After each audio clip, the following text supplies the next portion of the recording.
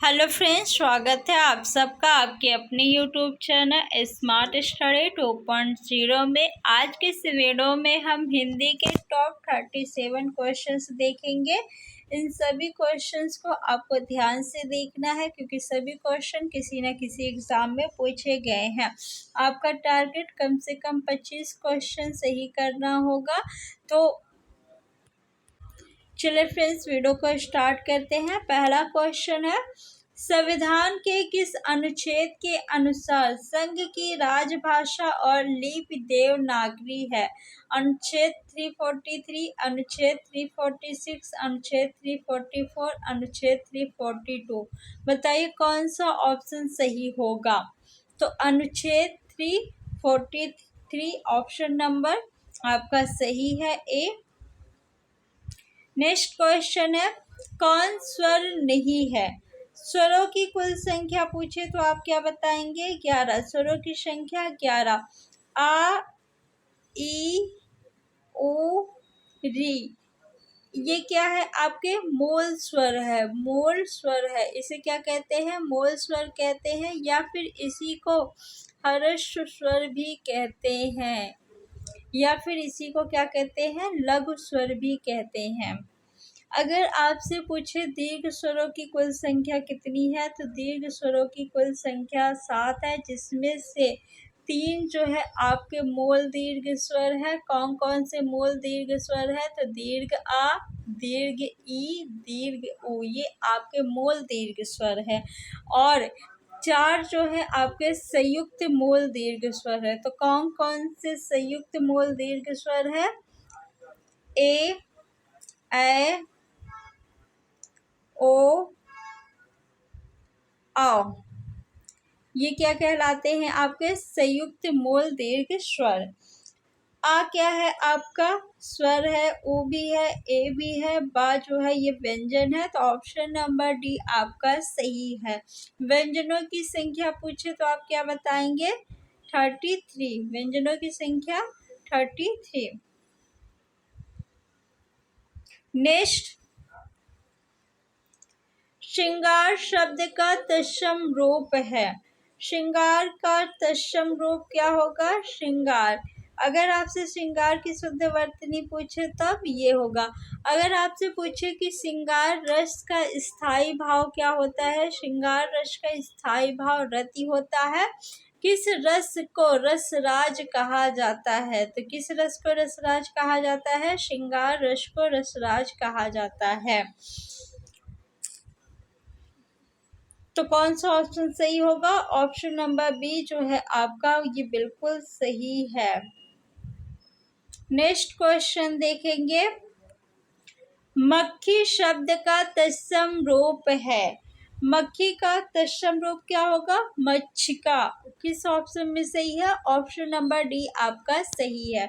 Next question है, शत्रु का समानार्थक शब्द है। तो शत्रु का समानार्थक शब्द है अरि।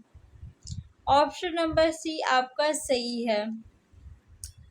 नेक्स्ट, विराट का विलोम शब्द है। विराट मीन्स होता है बड़ा या विशाल, बहुत बड़ा या फिर विशाल, और इसका विलोम शब्द होगा क्षुद्र। क्षुद्र मीन्स होता है छोटा। नेक्स्ट है, स्पष्ट का विलोम शब्द है। क्या होगा? अस्पष्ट। किस ऑप्शन में सही है? ऑप्शन नंबर डी में आपका सही है। वर्तनी में भी ये पूछा जा सकता है, तो ध्यान रखिएगा किस तरह लिखा जाता है। नेक्स्ट है, यमुना का पर्यायवाची है। यमुना का पर्यायवाची क्या होगा? कलिंदी होगा। किस ऑप्शन में है? Option number D. संस्कार शब्द में किस उपसर्ग का प्रयोग हुआ है? तो संस्कार शब्द में किस उपसर्ग का प्रयोग हुआ है? सम उपसर्ग का प्रयोग हुआ है। ऑप्शन नंबर ए आपका सही है। नेक्स्ट है, रेलगाड़ी शब्द है। तो रेलगाड़ी 2 शब्द से मिलकर बना है, रेल और गाड़ी। रेल जो है ये अंग्रेजी भाषा का शब्द है, गाड़ी जो है आपका हिंदी भाषा का शब्द है। 2 भिन्न भाषाओं के शब्द से मिलकर बना शब्द आपका जो है वो क्या कहलाता है? संकर शब्द कहलाता है। क्या कहलाता है? संकर शब्द। ऑप्शन नंबर डी आपका सही है। नेक्स्ट क्वेश्चन देखेंगे। बुढ़ापा भी एक प्रकार का अभिशाप है। बुढ़ापा में कौन सी संज्ञा है आपको बताना है। तो बुढ़ापा क्या है? भाव है। जवानी क्या है? भाव। हरियाली क्या है? भाव है। तो इसमें कौन सी संज्ञा होगी? भाववाचक संज्ञा होगी। जातिवाचक संज्ञा, जिस शब्द से एक ही प्रकार के कई लोगों का बोध हो उसे जातिवाचक संज्ञा कहते हैं। जैसे पशु, पशु कहने से जितने भी पशु लोग हैं वो सभी आ जाते हैं, तो पशु क्या है? जाति है। जानवर कहते जानवर जाति। वकील कहते तो जितने भी वकील लोग हैं वो सभी आ जाएंगे वकील कहने से, तो वकील क्या है? जातिवाचक संज्ञा शब्द है। मनुष्य बोलते तो मनुष्य भी आपका क्या है? जातिवाचक संज्ञा शब्द है।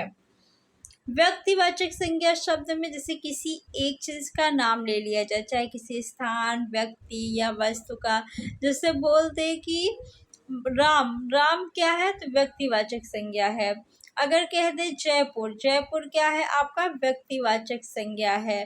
भारत बोलते तो भारत क्या है? व्यक्तिवाचक संज्ञा शब्द। लेकिन अगर देश कह दे तो देश आपका जो है जातिवाचक संज्ञा शब्द हो जाएगा। और भारत बोल दे, चाइना बोल दे, जापान, श्रीलंका, अमेरिका, तो ये क्या हो जाएगा? व्यक्तिवाचक संज्ञा शब्द। नेक्स्ट क्वेश्चन देखेंगे। जो अपने कर्तव्य का निश्चय ना कर सके इस वाक्य को एक शब्द में कह सकते हैं। क्या कह सकते हैं? जो अपने कर्तव्य का निश्चय ना कर सके उसे किंग कर्तव्य विमूढ़ कहते हैं। ऑप्शन नंबर सी आपका सही है।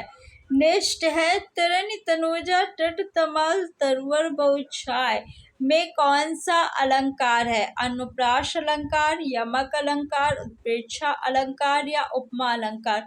उपमा अलंकार की पहचान क्या है? वाचक शब्द आएगा उपमा अलंकार में। कौन सा वाचक शब्द? सा, सी, से, सरिस, के समान। तो ये वाचक शब्द जिस वाक्य में आपको देखने को मिले उसमें कौन सा अलंकार होगा? उपमा अलंकार। क्या इसमें वाचक शब्द है? नहीं है, तो उपमा अलंकार नहीं होगा। उत्प्रेक्षा अलंकार में भी आपको देखने को मिलेगा मानो, जानो, मनु, जनु, जनुहु, मनुहु, ये वाचक शब्द आपको उत्प्रेक्षा अलंकार में देखने को मिलेगा। तो क्या इसमें है? नहीं, तो उत्प्रेक्षा अलंकार भी नहीं है। यमक अलंकार में एक ही शब्द जो है एक से अधिक बार आते हैं और उनका अर्थ भी अलग अलग होता है। तो क्या यहाँ पर एक ही शब्द एक से अधिक बार आया है? नहीं, यहाँ पे क्या हुआ है? वर्णों की आवृत्ति हुई है, यानी एक ही वर्ण जो है वो बार बार आया है, तो इसमें अनुप्रास अलंकार होगा। तरिन तनुजा तट तमाल तरवर बहुछाय में कौन सा अलंकार है? अनुप्रास अलंकार। ऑप्शन नंबर ए आपका सही है। नेक्स्ट है, रौद्र रस का स्थायी भाव क्या है? भय, विस्मय, क्रोध, शोक। भय जो है ये भयानक रस का स्थायी भाव है। भयानक रस का स्थायी भाव है। विस्मय जो है ये किस रस का स्थायी भाव है? अद्भुत रस का स्थायी भाव है। अद्भुत रस का स्थायी भाव। क्रोध जो है ये रौद्र रस का स्थायी भाव है। शोक जो है ये करुण रस का स्थायी भाव है। शोक किस रस का स्थायी भाव है? करुण रस का। और रति किस रस का स्थायी भाव है? श्रृंगार रस का स्थायी भाव है रति। अगर आपसे पूछे कि उत्साह किस रस का स्थायी भाव है, तो उत्साह जो है आपका ये वीर रस का स्थायी भाव है। उत्साह किस रस का स्थायी भाव है? वीर रस का स्थायी भाव है उत्साह। हास किस रस का स्थायी भाव है? तो हास रस का स्थायी भाव है हास। सभी चीजें आप ध्यान से देखिएगा क्योंकि एग्जाम में पूछा जाता है। तो रौद्र रस का स्थायी भाव क्या होगा? क्रोध। ऑप्शन नंबर सी आपका सही है। नेक्स्ट क्वेश्चन देखेंगे। हिंदी गद्य का जन्मदाता किसको माना जाता है? प्रताप नारायण मिश्र, महावीर प्रसाद द्विवेदी, भारतेंदु हरिश्चंद्र, बालकृष्ण भट्ट। बताइए कौन सा ऑप्शन सही है? तो हिंदी गद्य का जन्मदाता जो है भारतेंदु हरिश्चंद्र जी को माना जाता है। ऑप्शन नंबर सी आपका सही है। नेक्स्ट है, पंच परमेश्वर कहानी के लेखक है? रामधारी सिंह दिनकर, प्रेमचंद, मैथिली शरण गुप्त, सुमित्रा नंदन पंत। सुमित्रा नंदन पंत जी को चिदम्बरा रचना के लिए ज्ञानपीठ पुरस्कार मिला है।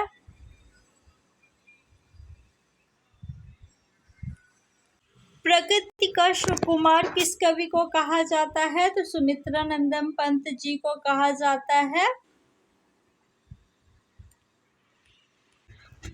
पंच परमेश्वर कहानी के लेखक मुंशी प्रेमचंद जी हैं। ऑप्शन नंबर बी आपका सही है। नेक्स्ट क्वेश्चन देखेंगे। तोड़ती पत्थर कविता के लेखक कवि है। कवि कौन है तोड़ती पत्थर कविता के? सुभद्रा कुमारी चौहान, महादेवी वर्मा, सूर्यकांत त्रिपाठी निराला, माखनलाल चतुर्वेदी। महादेवी वर्मा जी को भी यामा रचना के लिए ज्ञानपीठ पुरस्कार मिला है।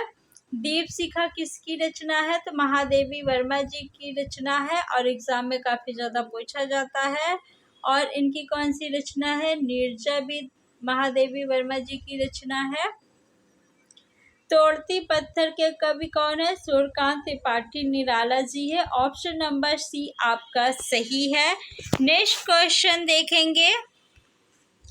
च और छ वर्ण का उच्चारण स्थान कौन सा है? तालु से जो है आपका चा वर्ग चा, छा, जा, झा और या का उच्चारण होता है। मूर्धा से टा वर्ण टा, ठा, डा, ढा और अड़ा इसका उच्चारण होता है। ओष्ठ से आपका पा वर्ग का उच्चारण होता है। हा, फा, बा, भा और मा। कंठ से जो है का वर्ग का उच्चारण होता है। का, खा, गा, घा, अंगा। तो कौन सा ऑप्शन सही होगा? ऑप्शन नंबर ए आपका सही है। नेक्स्ट क्वेश्चन देखेंगे। निम्नलिखित विकल्पों में से शुद्ध वर्तनी वाले शब्द का चयन कीजिए। इसमें से कौन सा ऑप्शन सही है? ऑप्शन ए उपरोक्त नहीं, उपर्युक्त नहीं, उपरयुक्त नहीं, उपर्युक्त। ऑप्शन नंबर डी आपका सही है।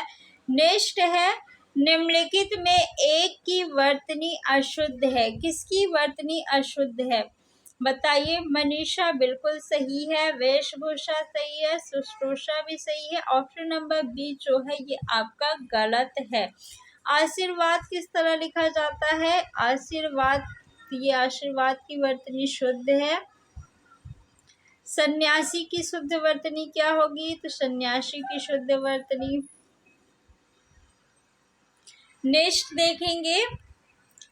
अकाल पीड़ित में समास होगा। अकाल पीड़ित का समास विग्रह करेंगे तो क्या बनेगा? अकाल से पीड़ित, अकाल से पीड़ित।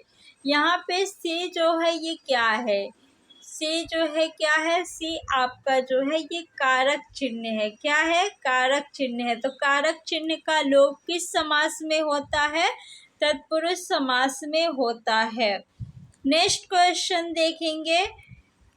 पीड़ित शब्द क्या है? संज्ञा है, सर्वनाम है, विशेषण है या क्रिया विशेषण है? देखिए, संज्ञा किसे कहते हैं? किसी भी व्यक्ति, वस्तु, स्थान, भाव आदि के नाम को संज्ञा कहते हैं। तो पीड़ित क्या किसी का नाम है? नहीं, पीड़ित व्यक्ति, पीड़ित व्यक्ति यानी व्यक्ति कैसा है, पीड़ित है, यानी व्यक्ति की क्या बता रहा है, विशेषता बता रहा है। तो ये संज्ञा शब्द नहीं है, सर्वनाम है। सर्वनाम तो वो होते हैं जो संज्ञा के स्थान पर प्रयुक्त किए जाते हैं, जैसे मैं, आप, तुम, या, वह, कौन, क्या, जो, सो, ये क्या है, सर्वनाम है। तो सर्वनाम तो ये नहीं है, क्या है, विशेषण है। विशेषण किसे कहते हैं, जो शब्द संज्ञा या सर्वनाम की विशेषता बताता है। जैसे व्यक्ति क्या है, संज्ञा शब्द है। कैसा व्यक्ति है, पीड़ित व्यक्ति, यानी व्यक्ति की विशेषता बता रहा है ना पीड़ित शब्द, तो पीड़ित आपका जो है वो विशेषण है। ऑप्शन नंबर सी सही है। क्रिया विशेषण किसे कहते हैं, जो शब्द क्रिया की विशेषता बताए। जैसे सोहन धीरे धीरे लिख रहा है, कैसे लिख रहा है, धीरे धीरे लिख रहा है।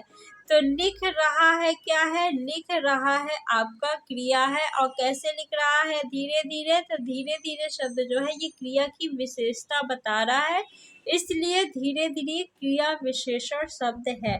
नेक्स्ट क्वेश्चन देखेंगे, क्वेश्चन नंबर 25।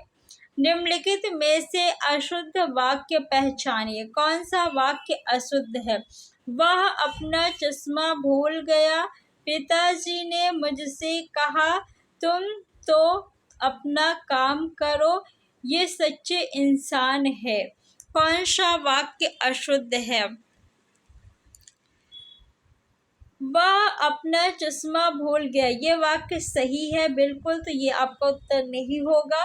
पिताजी ने मुझसे कहा, ये वाक्य भी शुद्ध है, तो ये भी आपका उत्तर नहीं होगा। तुम तो अपना काम करो, तुम तो अपना काम करो ये नहीं होगा, तुम अपना काम करो ये शुद्ध वाक्य होगा। तो कौन सा वाक्य अशुद्ध है, ऑप्शन नंबर सी आपका अशुद्ध है। ये सच्चे इंसान है, बिल्कुल सही है, तो ये भी आपका उत्तर नहीं होगा। नेक्स्ट क्वेश्चन देखेंगे, काट की हाड़ी बार बार नहीं चढ़ती का अर्थ है, बुरे दिन हमेशा नहीं रहते, छल कपट का व्यवहार हमेशा नहीं चलता। देखिए, काट मीन्स होता है लकड़ी। लकड़ी का बर्तन अगर आप आग पे रखेंगे तो वो बार बार आप उसको आग पे रख के खाना नहीं बना सकते, क्योंकि वो जल जाएगा। उसी प्रकार अगर आप किसी के साथ छल कपट करेंगे तो जब उस व्यक्ति को पता चल जाएगा तो वो दोबारा आप पे विश्वास नहीं करेगा, यानी छल कपट का व्यवहार जो है वो हमेशा नहीं चलता। ऑप्शन नंबर बी आपका सही है। नेक्स्ट क्वेश्चन, खिसियानी बिल्ली खंबा नोचे का अर्थ है कायरतापूर्ण व्यवहार करना, किसी बात पर शर्मिंदा होकर क्रोध करना, अपनी शर्म छिपाने के लिए व्यर्थ झुंझलाना, अपने से बड़ों पर क्रोध करना। खिसियानी बिल्ली खंबा नोचे का अर्थ होता है अपनी शर्म छिपाने के लिए व्यर्थ झुंझलाना। ऑप्शन नंबर सी आपका सही है। नेक्स्ट देखेंगे, आग का अंधा गार्ड का पूरा लोकोक्ति का सही अर्थ है अंधा परंतु विवेकशील होना, मूर्ख धनी, अंधे के पास धन होना, आंखों का रोना। आग का अंधा गार्ड का पूरा लोकोक्ति का सही अर्थ क्या है, मूर्ख धनी व्यक्ति। ऑप्शन नंबर बी आपका बिल्कुल सही है। मैला आंचल के लेखक कौन है, फणीश्वर नाथ रेणु, देवराज, चतुरसेन शास्त्री, नागार्जुन। तो ऑप्शन नंबर ए आपका सही है। नेक्स्ट क्वेश्चन देखेंगे, हिंदी कौन सी भाषा का शब्द है, संस्कृत, फारसी, उर्दू, प्राकृत। हिंदी शब्द जो है हिंद शब्द से बना है और हिंद जो है आपका ये फारसी भाषा का शब्द है।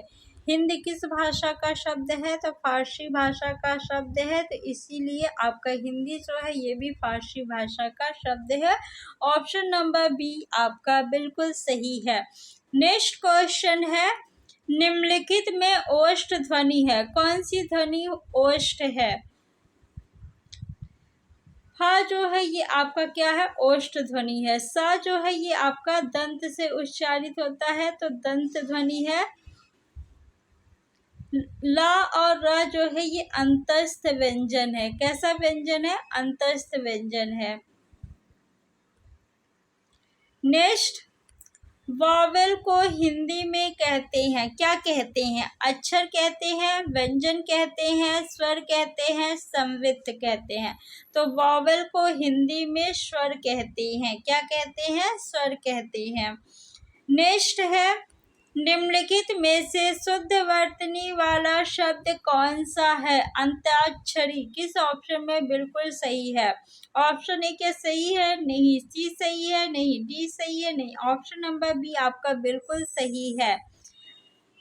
नेक्स्ट है, अभिशाप शब्द में उपसर्ग सुनिए। अभिशाप में अभी जो है उपसर्ग है, शाप आपका जो है ये मूल शब्द है। तो ऑप्शन नंबर बी आपका सही हो जाएगा।